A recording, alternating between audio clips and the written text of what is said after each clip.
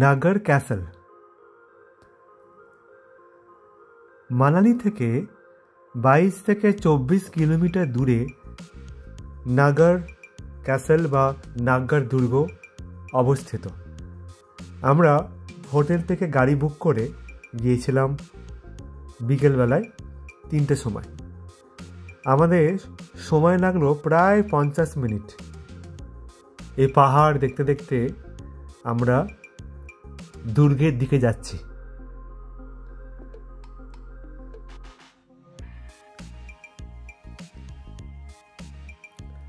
দুর্গের গেট, এই গেট দিয়ে আমরা ভিতরে যাব। খুব সুন্দর জায়গা। বলা হয় প্রায় 500 বছরের বেশি আগে রাজা সিদ্ধ সিং ইহা নির্মিত করে। এই যে পাথরগুলো, যে পাথর দিয়ে এই দুর্গ স্থাপন করা হয়েছে, রাজা সিদ্ধ সিং নাকি রানা ভোসলে পরিত্যক্ত প্রাসাদ গর্ধক থেকে পাথর ব্যবহার করে এই দুর্গটি তৈরি করে। চিন্তা করা যায় পাথরগুলো প্রায় 500 বছর আগে। আর কাঠও তাই, দেওদার কাঠের কাজ এখানে দেখা যাচ্ছে। সেই 500 বছর আগের পাথর আর কাঠ আর তার কারুকার্য এখনো হুবহু ওই একই রকম ঐতিহ্য।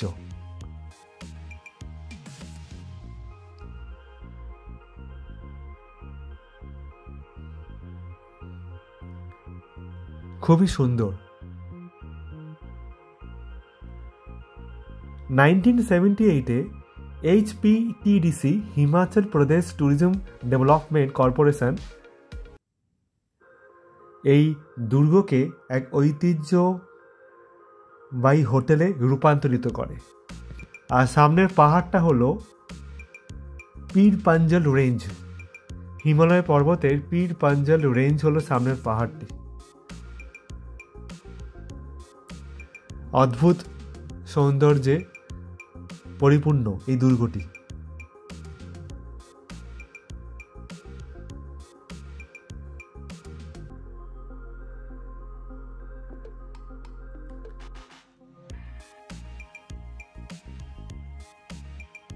যেহেতু এখন এটি হোটেল, হিমাচল প্রদেশ সরকারের অধীনে হোটেলটি, এই হোটেলটি কিন্তু বুক করা যায়। হোটেলে কামরা আমাদের আসতে দেয়নি, কেন কামরাগুলো তো লোকজন থাকছে যা ট্যুরিস্টের জন্য। কিন্তু তারা বলছে ঘরগুলো কিন্তু খুব বড় বড় ঘর, বড় খাট, কাঠের খাট, যে খাটগুলো তখনকার দিনে ব্যবহার করতেন রাজারা বা জমিদাররা, সেই খাট কিন্তু। আর সেরকম আসবাবপত্র ভিতরে আছে। ঘরের ভিতরে আমাদের এন্ট্রি করতে দেয়নি, কিন্তু তার বিবরণ বলছি। এখানে থাকতে গেলে কিন্তু 3 থেকে 4 মাস আগে বুক করতে হয়।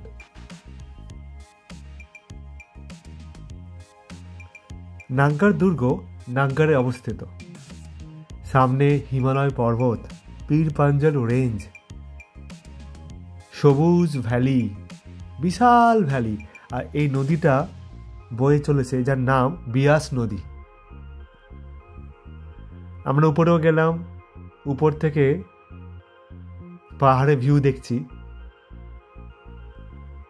অসাধারণ লাগছে।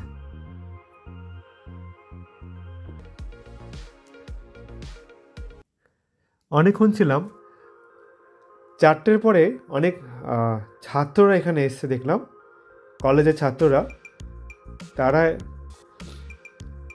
এখানে এসে কিছুক্ষণ সময় কাটালো। এই গেট দেখতে পাচ্ছেন, গেটটা কিন্তু বন্ধ। গেটের ওই পাশে আছে কামরাগুলো, যারা ট্যুরিস্ট তারা থাকবে।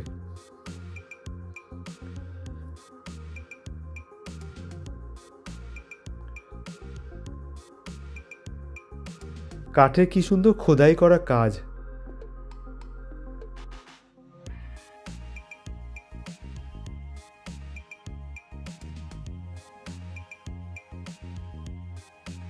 টাটা করছি ছাদ থেকে।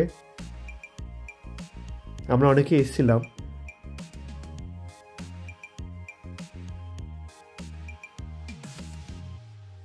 আমাদের সত্যি সৌভাগ্য এরকম একটি দুর্গে আমরা ঘুরতে আসতে পারলাম। পাহাড়ের উপরে অবস্থিত দুর্গটি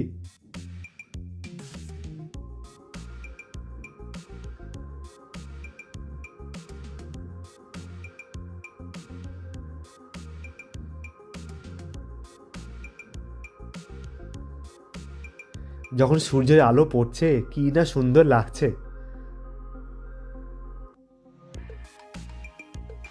উপরে এই ঘরগুলো কিন্তু সব বন্ধ বন্ধ মানে এই ঘরগুলো হচ্ছে ফর ট্যুরিস্ট। নিচের সামনে ঘরগুলো হচ্ছে ফর ট্যুরিস্ট। তো ঘরের মধ্যে তো প্রবেশ করতে পারছি না, পেলে ভালো হতো। যাই হোক,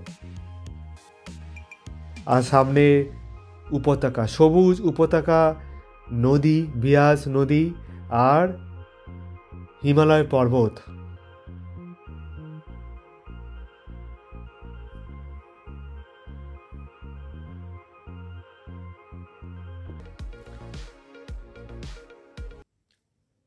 দেখতে পাচ্ছেন নদী, নদী শাখা প্রশাখা বয়ে চলেছে, বিয়াস নদী। পুরো গ্রিন ভ্যালি, পুরো গ্রিন ভ্যালি। এইখানেই বলিউড সিনেমা জব ভি মেটে একটা গান শুটিং হয়েছিল। গানটা হলো ইয়ে ইক্স হ্যাঁ, এই গানটা শুটিং হয়েছিল, ওটা আমরা সবাই জানি।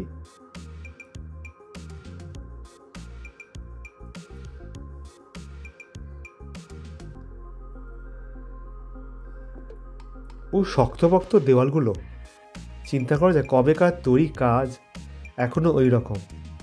আর আজকের দিনে কত ছেলেমেয়েরা আইআইটি পড়েও ব্রিজ তৈরি করছে, ব্রিজ ভেঙে যাচ্ছে। আর 500 বছর আগে তো আইআইটি নিশ্চয়ই ছিল না, তখন তো জয়েন্ট ছিল না, কিন্তু কি সুন্দর কাজ।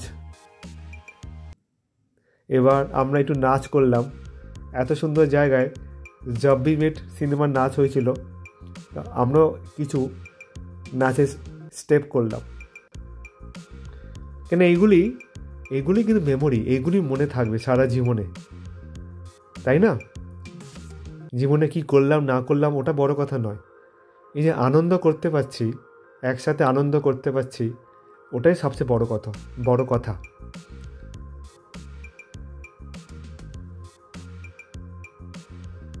পয়সা আসবে পয়সা যাবে, কিন্তু এই আনন্দ করা, একসাথে ঘোরা, এটা সত্যি ভগবানের আশীর্বাদ না পেলে হওয়া যায় না বা করা যায় না।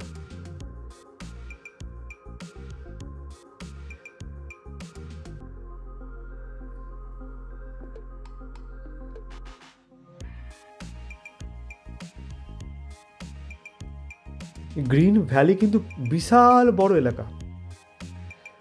আমি আবার একটু সিঁড়িতে উপরে উঠলাম, কেন যে ছেলেগুলো এসেছিলো ছাত্ররা তারা এখন নেই, তো এটা বন্ধ, পুরো জায়গাটা ফাঁকা হয়ে গেছে, ভারী সুন্দর লাগছে। কি সুন্দর রঙের খেলা দেখতে পাচ্ছেন, যখন সূর্যের আলো পড়ছে, কখনো হালকা শেড, ডিপ শেড। এটা উপরের বারান্দা, এই ঘরটাও বন্ধ, ভেতর থেকে বন্ধ আছে, পুরো কাঠের বারান্দা।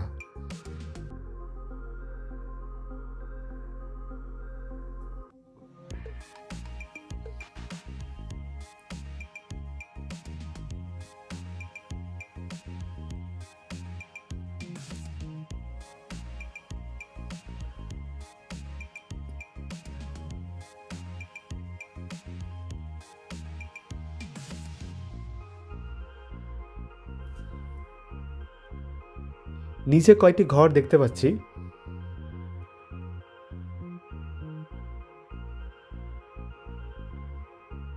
কি সুন্দর শান্ত পরিবেশ।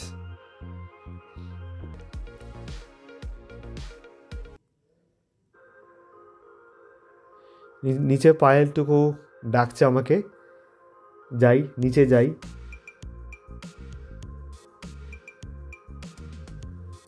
যখন সূর্যের আলো পড়ছে, কাঠের রং কি সুন্দর পাল্টাচ্ছে, অরেঞ্জ, ইয়েলো, বাদামি, আর এই সবুজ ভ্যালি, সবুজ। এখানে আবার রংটা চকলেট কালার, বাদামি। সত্যি যেন মনে হচ্ছে রাজ দরবারে এসছি, সেই গুপিগাই বাঘাভাই রাজ দরবারে এসছি। রাজা আর নেই, এখন আছি আমরা ট্যুরিস্টরা। এই হয়, কেউই থাকে না, তাও সবাই তাদের অহংকার দেখায়, শক্তি প্রদর্শন দেখায়, শেষে সবাইকেই চলে যেতে হয়। এটাই জগতের লীলা, ভগবানের লীলা। যাই হোক, নিচে নামলাম, খুব নস্টালজিয়া লাগছে। এটা হলো মন্দির, জগতীপট্ট মন্দির। এখানকার লোকাল লোকেরা বলছে এই মন্দির নাকি 33 কোটি দেবীর মন্দির, 33 কোটি দেবীর মন্দির। আর বলা হয় যে দেবতার শক্তি কমে যায় এই মন্দিরে তার পুজো করা হয়, পুজো করে ওই দেবতার শক্তি বৃদ্ধি করা হয়। মানে যখন এখানে থাকতেন রাজারা, তারা এখানে পুজো দিতেন। তো